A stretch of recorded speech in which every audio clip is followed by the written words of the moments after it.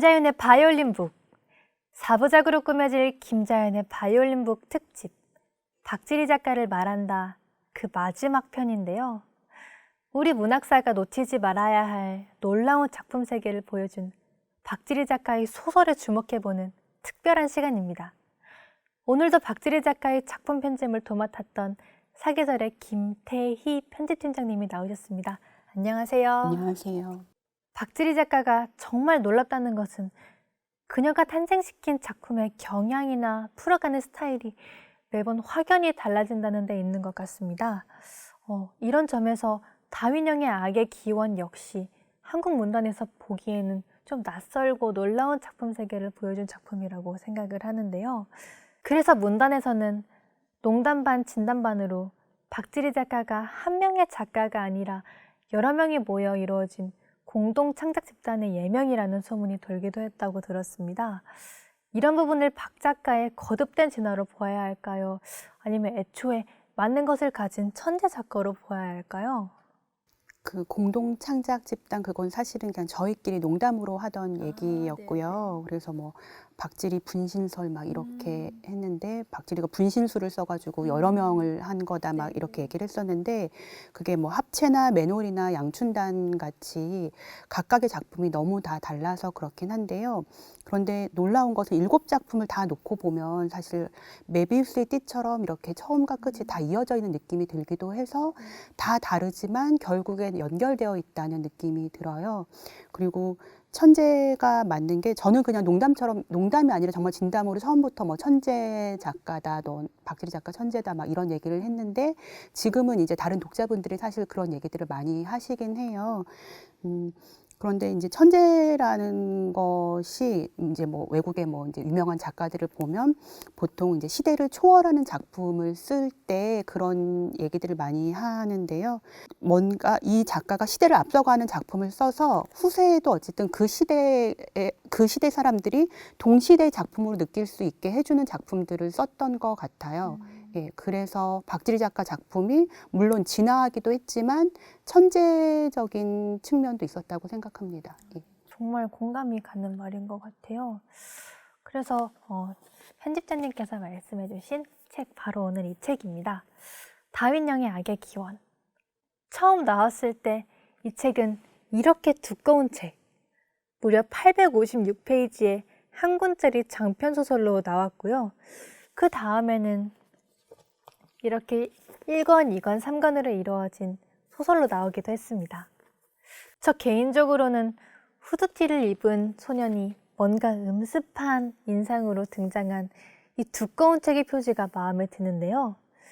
김태희 편집팀장님께서는 당연히 표지 제작에도 관여하셨을 것 같은데 표지의 변화 어떻게 보면 좋을까요?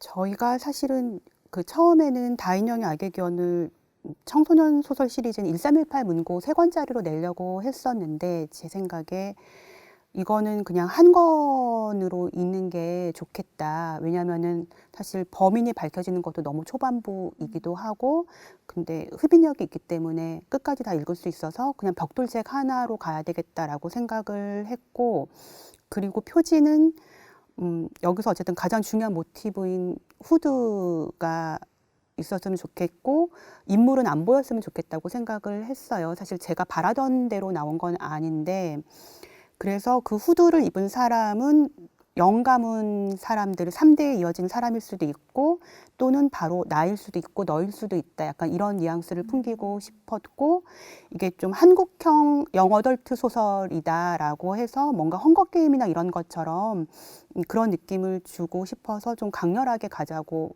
얘기들을 해서 이렇게 나왔습니다. 네, 아마도 다윈형의 악의 기원을 처음 본 분들은 이렇게 856페이지의 장대한 분량 때문에 언제 이걸 다 읽지라고 망설이실 수도 있을 거라고 생각이 드는데요. 그런데 실제로 읽은 분들을 보면 막힘없이 읽힌다, 한 번에 빠져든다, 이렇게 말씀을 하시던데요. 편집팀장님은 처음 이 원고를 박지리 작가로부터 받았을 때 바로 읽어보셨을 텐데 어떠셨나요? 지금 다인형을 읽는 독자들이 그 SNS에 이제 그런 후기들을 많이 올리는데 시간 순삭 책이다라고 하고 네네. 예, 856쪽이 뭐 8페이지로 줄어드는 그런 느낌을 받는다라고 하고 또 어떤 사람들은 다른 사람이 박지리 작가의 다인형의 악의 기원 읽는 후기를 보는 것 자체가 너무 즐겁다 이런 식으로 올려요. 네. 근데 저 같은 경우 기억이 너무나 생생한 게 금요일 밤에 정말 거의 그때는 훨씬 더 분량도 많았고 3,000매였고 차례도 하나도 장을 나누지 않아서 그냥 하나의 통으로 된 원고였는데 그냥 A4로 출력해서 읽기 시작했는데 순식간에 다 읽었고 그 다음날 토요일 날 박지리 작가한테 바로 문자를 보냈어요. 박지리 작가가 원고 제목을 원래 되게 잘 짓는데 이 원고는 아직 제목을 정하지 못하고 그냥 차일드 후드 거기에 어린 시절이면서 이 아이의 후드라는 그것에 꽂혀서 쓴 거기 때문에 제목을 못 정하고 있었는데 제목은 저는 다인형의 종의 기원이면 좋겠다라고 처음에 이건 제목 다인형의 종의 기원이면 좋겠다라고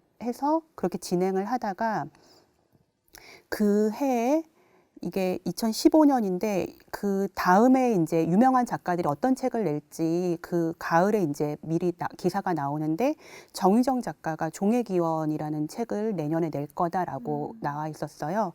그래서 그러면 또 너무 비슷해지면 안 되니까 그러면은 우리는 그럼 다인형의 악의 기원으로 가자라고 한 거거든요. 그리고 제가 읽자마자 월요일 날 출근해서 사장님 방을 바로 열고 벌컥 열고 사장님 이 원고 엄청나다. 이거 영화로도 만들어져야 되고 해외로도 수출해야 되고 엄청 대박을 터뜨릴 수 있다라고 제가 너무 흥분해가지고 얘기를 했었던 기억이 나요. 예.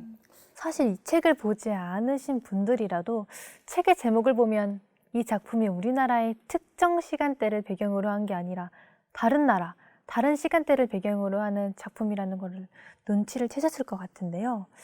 소설의 배경은 바로 핵심 권력을 가진 자들이 거주하는 안전하고 쾌적한 일지구부터 60년 전 일어난 12월의 폭동으로 국가로부터 버림받은 땅 구지구까지 완벽하게 차별되고 분리된 곳입니다. 즉, 가상의 세계라고도 볼 수 있을 것 같은데요. 그런데 놀랍게도 작가는 소설 속의 세계를 현재 우리가 살아가는 지금의 세계와 익숙하게 연결하고 있습니다. 아마도 평등을 지향하지만 실제로는 계급과 계층의 차별, 부하빈의 극단적 양극화가 공존하는 현재의 세상이 떠오르기 때문이 아닐까 싶은데 팀장님께서는 어떻게 보시나요? 사실 개인적으로는 이렇게 막 외국 배경에 외국 이름들 나오는 거를 안 좋아하는데 이거는 읽으면서 너무 좋았고 너무 자연스러웠던 게 그냥 어쨌든 영어권의 가상의 나라, 가상의 시간대, 가상의 공간이지만 너무 지금 한국 사회 현실을 잘 보여주고 있어서 되게 공감하면서 읽었고 섬뜩하게도 읽혔고 또 하나는 거기에 원래 배경은 사실 프라임스쿨이 18세기 후반에 지어져서 200년 동안 이어졌다고 처음 원고에는 그렇게 되어 있었는데 그 18세기 후반을 빼면 좋겠다고 얘기를 했어요. 왜냐하면 그것만 빼면 사실 이게 과거인지 현재인지 미래인지 모르는데 여기에 국가 시스템은 어쨌든 전체주의 국가이기 때문에 이미 그리고 또 이제 아날로그로 기기들은 또 다 아날로그여서 그게 한번 극단까지 갔다가 다시 퇴화한 세계일 수도 있고 이런 상상을 좀 할 수 있게 하려고 그거를 좀 빼자고 했거든요. 그래서 그렇게 읽으니까 오히려 그러니까 SF처럼 읽히지만 너무나 우리 현실 같은 게 더 이제 또렷하게 드러나는 것 같아서 예. 사실 이 책의 분위기가 굉장히 어둡잖아요. 3대에 걸친 악의 기원을 쫓아 내밀한 존재의 깊은 곳까지 따라가기 때문이라고 생각을 하는데요. 그렇다면 그들이 저지른 악행, 과연 어떤 종류의 악일까요?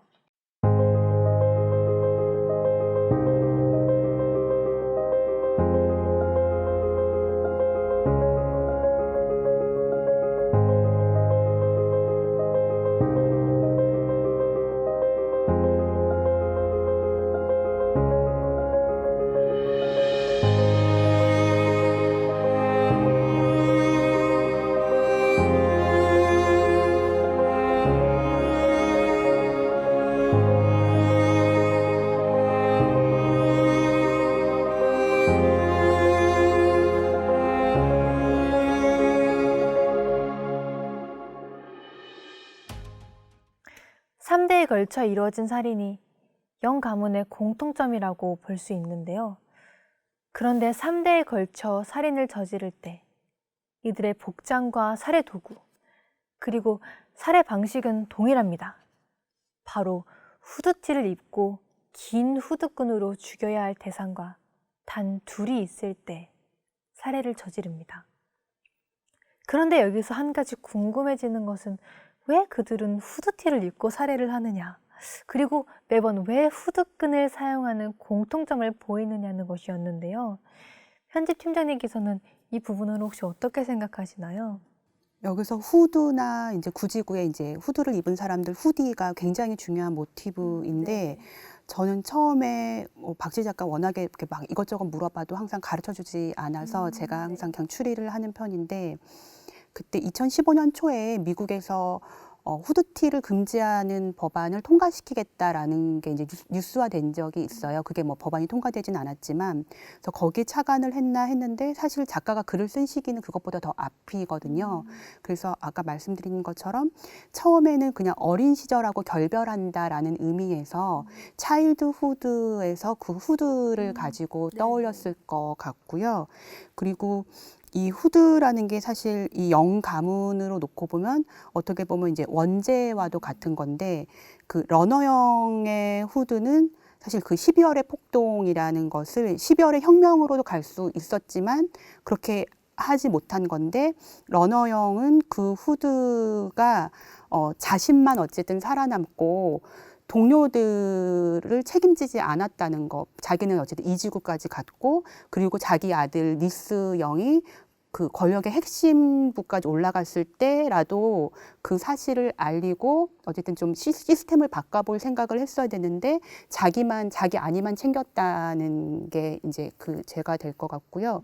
또 니스 영 같은 경우는 그 권력의 이제 핵심에 올랐지만 자기 아버지의 죄를 감추는데 급급해서 그 구지구 후디의 사진을 아버지의 사진을 없애고 가장 친한 친구를 죽이고 이런 것으로 사용을 한 거죠. 그러니까 아버지를 보호한다는 미명하에.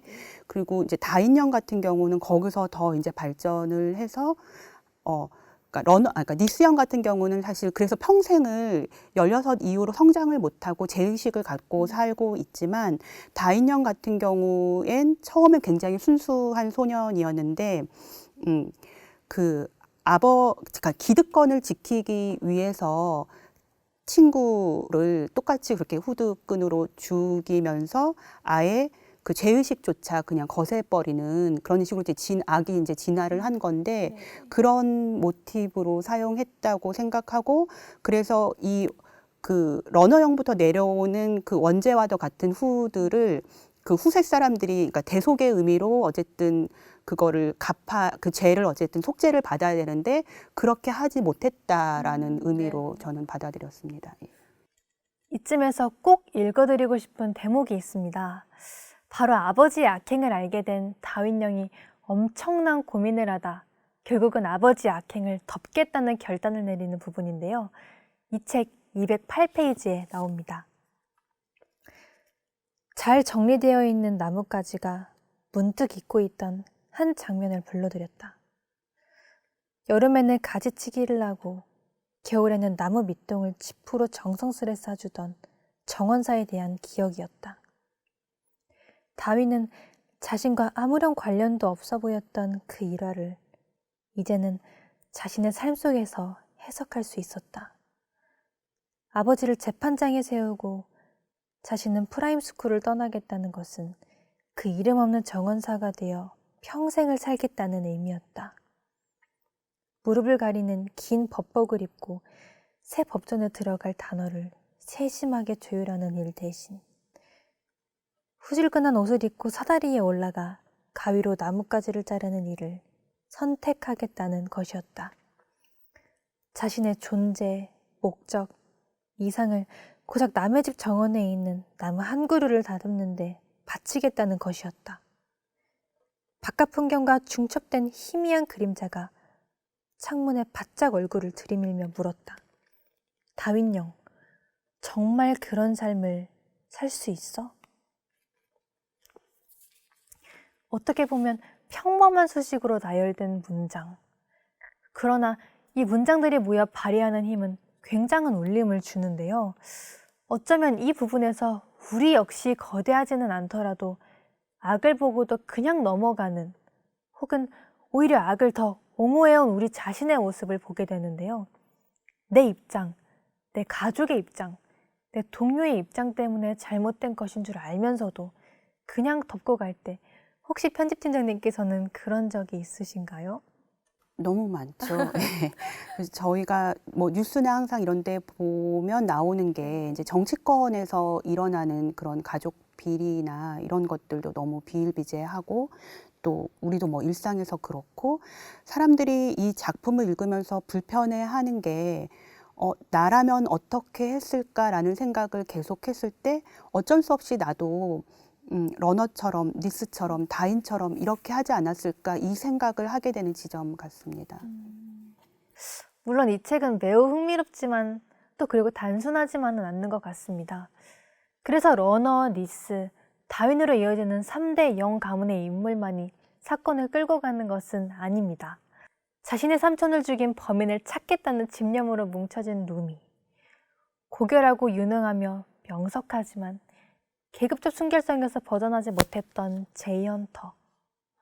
계급주의에 매몰된 사회에 대한 유일한 비판자이며 행동가인 레오 마샬 등 다양한 인물이 등장을 하는데요. 혹시 3대 영 가문 외에 편집팀장님께서는 주목한 소설 속 인물은 누구인지, 그리고 그 이유는 무엇인지 듣고 싶은데요. 사실 너무 많은데 대부분의 사람들이, 그리고 이 작품에선 사실 완벽한 사람은 없고 네. 다들 추악한 면을 갖고 있기 때문에 누구를 완전히 좋아할 수는 없을 것 같고요. 저는 개인적으로 레오 마샬하고 루미 헌터도 되게 좋아하고, 또 여기에 처음에 이제 구지구에서 다인과 루미를 도와주고 그 구지구 사람들에게 통조림을 나눠주는 그 운전사 아저씨, 그 자가용을 타고 가는 그 아저씨, 팔지구에서 온 아저씨도 되게 눈여겨봤고요. 정원사 역할도 되게 좋았습니다. 예. 자연은 어쨌든 자연의 섭리에 맞게 진화를 하는 것을 되게 보여주는 역할로 정원사가 나타나가지고 그런 것을 좀 눈여겨봤습니다. 정원사를 특히 눈여겨보셨군요. 사실 이 소설은 나이, 국적, 인종과 상관없이 세상의 모든 이들을 충족시킬 수 있는 소설이라고 저는 생각을 하는데요. 그런데도 어느 한 연령층에 이 책을 읽힌다면 아마도 팀장님은 청소년층을 생각하실 것 같다는 생각이 드는데 맞을까요? 네, 그렇긴 한데 너무 사실 이 책을 좋아하는 친구들은 어린 친구들도 읽었다고 하는 분이 있는데, 여기서는 이제 16이 사실 우리 나이로는 이제 17이거든요. 그래서 뭐 세븐틴하고도 맞물리는 지점이 있는데, 청소년들이 읽으면 사실 제일 좋을 것 같고요. 저는 한편으로는 이제 법조계에 있는 분이나 정치인들, 그러니까 나름 자기 스스로를 그 사과의 씨앗이라고 생각하는 그런 기득권들이 읽고 좀 뭔가 반성을 하고 자각을 하면 좋겠다고 생각합니다. 다행이라면 2016년 세상을 떠난 박지리 작가가 사람들의 관심에서 잊히지 않고 있다는 점 같습니다. 사후수상도 했고 또 다윈양의 악의 기원은 뮤지컬로도 제작되어 굉장히 화제가 됐었죠. 네, 그래서 사실 저도 개인적으로 상처가 되게 많았는데 뮤지컬 되고 그 관객들이 그 뮤지컬을 보고 원작을 찾아 읽으면서 박지리 작가를 발견해주고 박지리 작가가 뭐 천재다 이제 이런 식으로 자꾸 얘기를 해주고, 그러니까 그런 많은 관심과 사랑을 보여준 것 때문에 저도 상처가 많이 치유됐었는데요. 그래서 이 자리를 빌려서 정말 그 보통 저희가 뮤덕들이라고 하는데 그분들의 존재가 너무 소중한 거예요. 사실 박지리 작가 같은 경우는 어느 유명한 평론가가 발굴한 것도 아니고 그의 작품을 그런 권위 있는 사람들이 알아준 건 아니지만 정말 평범한 사람들이 자기가 스스로 보고 읽고 판단해서 이 작가 정말 천재다, 이 작품 좋다 이렇게 얘기해 준 경우거든요. 그래서 그런 게 너무 고맙고 큰 힘이 되더라고요. 우리 편집팀장님은 박지리 작가를 영원히 남길 수 있는 프로젝트를 할 수 있는 박지리 문학상까지 만드셨죠. 사실 사계절 출판사는 그동안 청소년 문학에 초점을 맞춘 사계절 문학상을 운영해온 출판사잖아요. 그런데 박지리 문학상은 본격 성인 문학상인 셈이죠. 또 하나 기존 문학상들은 보통 세인들에게 널리 알려진 문학사적 금자탑을 쌓은 분들을 기리며 만들어지는데, 그런 점에서 대중적 인지도가 떨어지는 작가의 이름을 딴 문학상이라는 부담도 많이 있으셨을 것 같아요. 쉽지만은 않은 출발일 것 같은데, 그런데도 박지리 문학상을 만든 이유를 들어보고 싶습니다. 사실 처음 생각은 박지리 작가가 곁에 없을 때부터 생각을 했던 건데, 계속 조심스럽게 갖고 있다가 3주기 지난 다음에 이제 본격화한 거고요. 박지리 작가가 이대로 잊히면 안 되겠다는 생각을 했었고, 또 그의 작품들이 먼 훗날에도 그 시대의 고전으로 살아남을 것 같다라는 확신이 있었고, 박지리 작가처럼 정말 능력 있고 글 잘 쓰고 좋은 작품을 쓴 젊은 작가들의 작품이 많은 사람들한테 읽혔으면 좋겠다는 생각으로 만들었습니다. 하늘에 있을 박지리 작가에게도 이런 소식에 닿았으면 좋겠다는 생각이 정말 간절하게 드는데요. 사실 현재 분단에 계시는 분들 중에서는 박지리 작가를 가장 잘 아는 분, 그리고 가장 많은 대화를 나눠보신 분이 바로 편집팀장님이 아닐까 하는 생각이 드는데요. 박지리 작가에게 미처 전하지 못한 말, 꼭 하고 싶은 말이 있다면 이 기회에 전해보시는 게 어떨까 하는 생각이 듭니다. 아니, 특별히 뭐 전할 말은 없고요. 처음에는 박지리 작가를 많이 원망도 했는데 지금은 너무 고맙고 감사한 존재고, 저한테는 사실 작가가 없고 나서는 박지리 작가 책들을 계속 못 읽었었어요. 근데 다윈형 뮤지컬 되고 사람들이 이제 많이 사랑해 주신 다음부터 저도 조금은 편한 마음으로 이제는 좀 읽을 수 있겠다라는 생각이 들고, 그냥 많은 사람들이 박지리 작가가 작품에서 얘기하는 그 인간 내면에 대한 것들, 다양한 그런 것들을 좀 많이 읽고 계속 좋아해 주셨으면 좋겠습니다. 정말 지금까지 긴 길 함께 걸어주신 사계절 출판사의 김태희 편집팀장님, 정말 감사했습니다. 오늘로 김자연의 바이올린북 특집 박지리 작가를 말한다 4부작을 모두 마쳤는데요. 특히 오늘은 다윈형의 악의 기원을 중심으로 이야기를 나눠봤습니다. 그래서 떠오른 음악, 바로 유자의 가리워진 길인데요. 이런 노랫말이 나오죠. 보일 듯 말 듯 가물거리는 안개 속에 쌓인 길, 잡힐 듯 말 듯 벌어져가는 무지개와 같은 길. 어쩌면 우리가 악이라 부르는 것, 그리고 그 악에 대항하는 선이라는 것, 그 모든 게 현실 속에서는 뚜렷하게 길을 드러내지는 않는 것 같습니다. 마치 가리워진 길 같죠. 그래도 우리는 좀 더 나은 길을 선택해야겠죠. 아마도 그런 점에서 인간 내면이 깊은 곳에 자리하는 악과 그 구조에 대해 탐색한 박지리 작가의 소설 다윈형의 악의 기원은 누구나 한 번쯤 읽어야 할 책이 아닐까 하는 생각이 듭니다. 다음 시간도 기대해 주시길 바랍니다. 가리워진 길 들려드리면서 오늘 마치도록 하겠습니다. 여러분 모두 책과 함께하는 하루 되시길 바랍니다.